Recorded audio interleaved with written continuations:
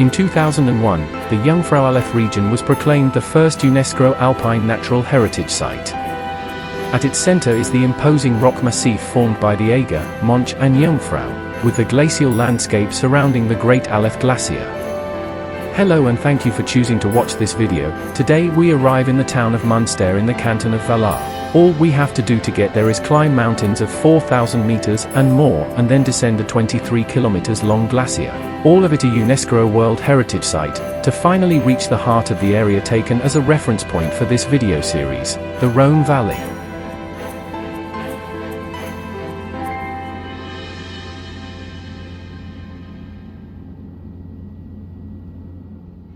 The Eiger, Monch and Jungfrau are the three great giants that, just a few kilometers apart, dominate the Oberland region. Their masses form an orographic barrier that encloses a vast glacial surface to the north, the largest in Europe. This is the Aleph Glacier, which covers an area of 280 square kilometers and reaches a length of 23. Of these three mountains, the only one not to join the ranks of the 4,000ers is the Eiger, German for Orc, which is 30 meters short of this altitude. But the 1,800-meter height of its north face is only surpassed in the Alps by the highest east face of Monte Rosa. The geographical position of the Eiger, on the northern edge of the Alps and facing the rolling Bernese Hills, adds to its visibility and impressiveness.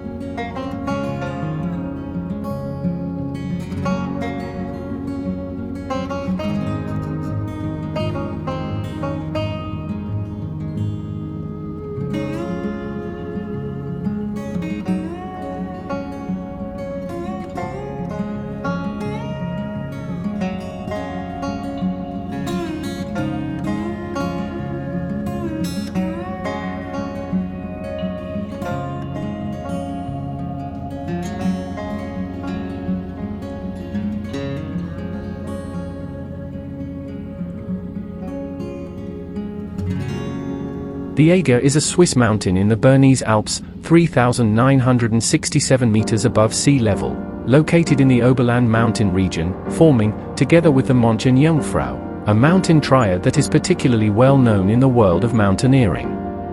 The Eiger's fame is mainly due to its famous north face, the Nordwand, which for decades in the 1930s constituted a real mountaineering problem involving dozens of European mountaineers. It is a real Himalayan wall, with a vertical development of over 1,800 meters and perpetually hidden from the sun's rays, which is why it has large areas of perennial snow and glacier and is subject to numerous landslides. The first victims of the monster were Karl Meringer and Max Sudlemeyer in 1935. The two mountaineers reached an altitude of 3,300 meters but were forced to bivouac due to bad weather, both of whom unfortunately died. The area is now called Death Bivouac. In 1936, another tragedy, perhaps the most shocking in the history of the Eiger, was the death of Tony Kurtz. A member of a four-person roped party pushed by the Nazi propaganda of the time to overcome the limits of nature at the cost of his life, Tony Kurtz saw his companions die one by one on the wall, due to an avalanche in a desperate attempt to retreat because of the bad weather, being trapped on a rope and suspended from the wall for more than a day. It was only in July 1938, after other tragedies and numerous casualties over the years, that an Austrian-German rope team consisting of Andreas Heckmeyer, Ludwig Vorg, Fritz Kasperek and Heinrich Harrer succeeded in reaching the summit of the Eiger by climbing the north face. The feat was extreme. The group had to face several environmental difficulties and was forced to bivouac on the wall for 3 days. More tragedies occurred in the following years and until, starting in the middle of the last century, the evolution of mountaineering techniques and materials allowed mountaineers to overcome the obstacle with less and less difficulty. So much so that from the fight against death, they then switched to the fight against time, trying to make the ascent as quickly as possible. From the 3 days taken by the first climbers, it took the 2 hours and 22 minutes set by Uli Steck, also known as Swiss Machine, in 2015.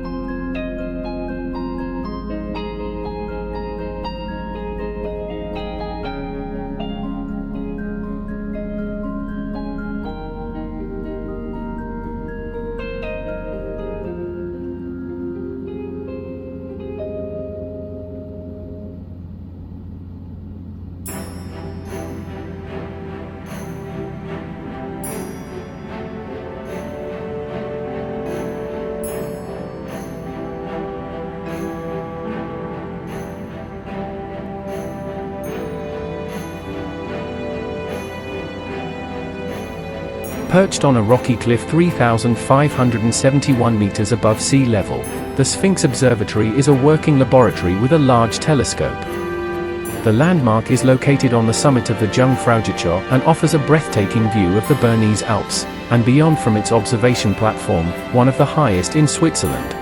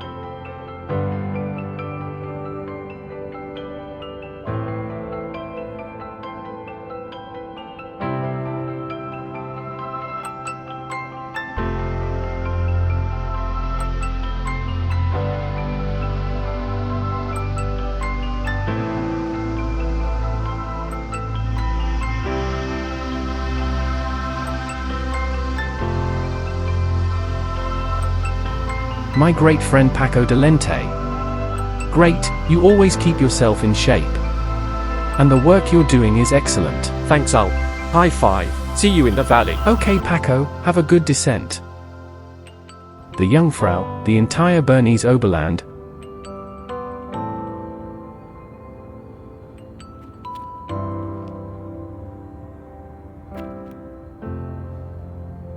the Aleph Glacier, And finally the Monch, which, seen from here, is truly a scream. The Jungfraujoch is perhaps the most famous destination in the Bernese Oberland. To find oneself walking on some of the highest peaks in the Jungfrau region and the entire Alpine arc is an emotion that is difficult to describe, and that I wish you to experience at least once in your life.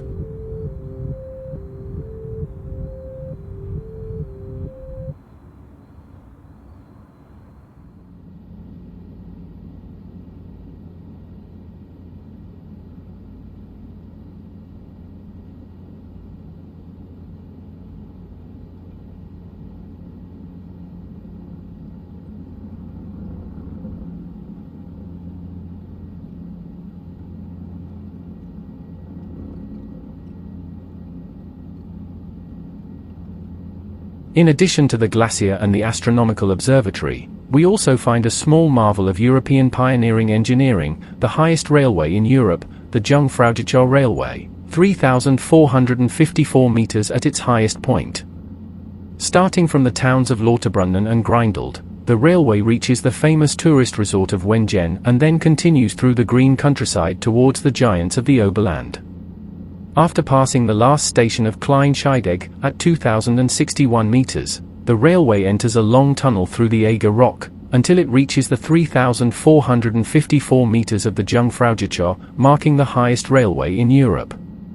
During this journey, which is about 9 kilometers long in total, 2 stations are encountered, the Eigerwand, a real window opened in the rock of the Eiger north face, and the Eismeer, a station built inside the glacier at an altitude of over 3,100 meters. At the Jungfraujoch arrival station, a modern lift takes you up to the summit, where the viewing terrace and the Sphinx are located.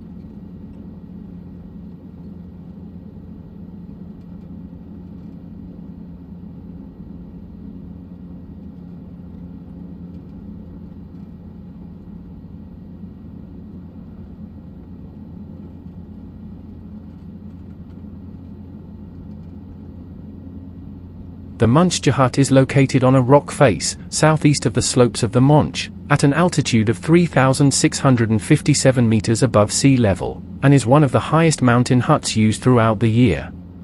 From its terrace, there is a splendid view of the entire Jungfraujoch area. The hut is accessible via a signposted path from the Jungfraujoch saddle.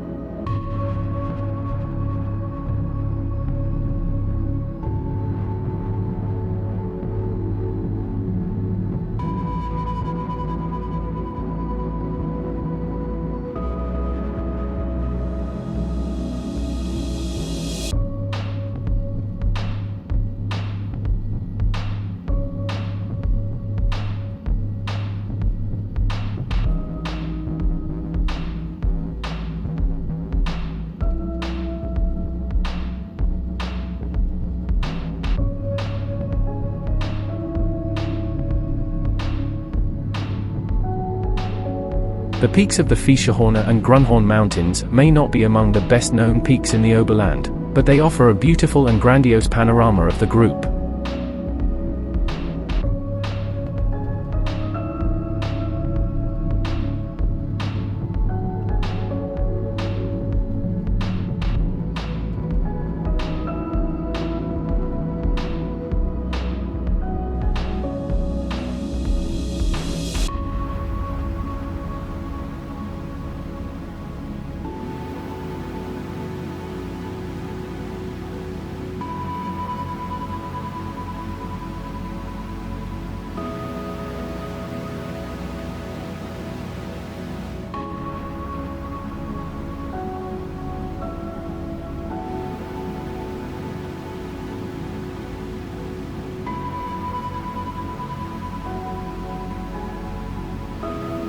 The Aletschorn, the mountain that gives its name to the glacier, is there, beyond the valley, beyond the river of ice. It is there, with the somewhat haughty air of one who is aware of his own beauty. It is there waiting for us. Opposite, the Abini Flu, another mountain close to 4,000 meters.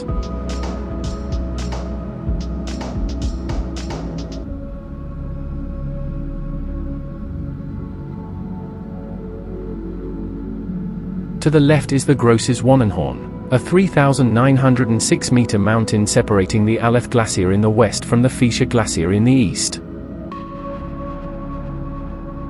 The Aleph Glacier continues to creep into the valley from the south, terminating in the Massa Gorge, where the meltwater from the front is utilized for hydroelectric purposes.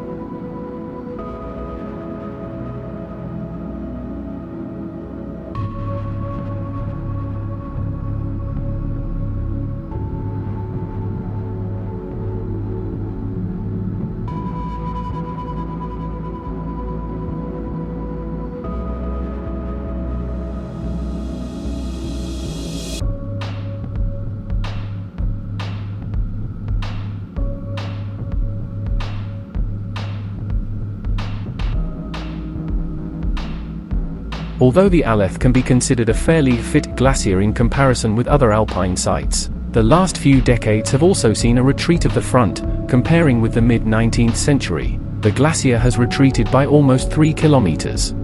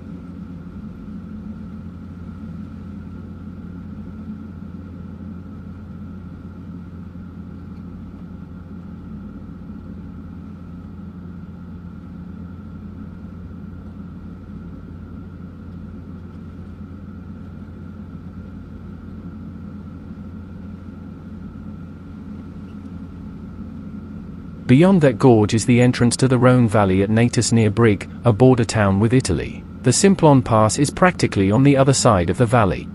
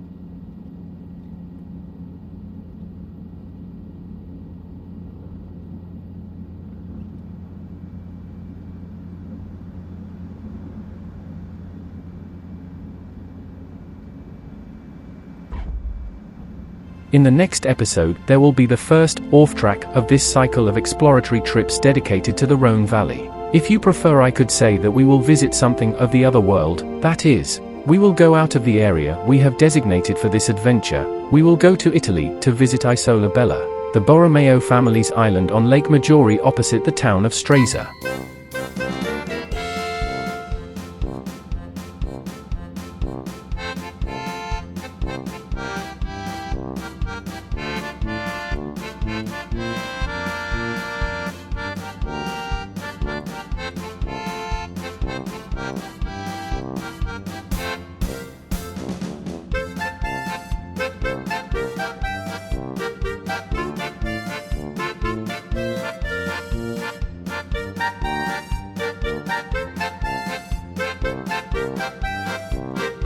If you appreciate my video, please like and, even better, subscribe to the channel, so you will be informed about upcoming trips.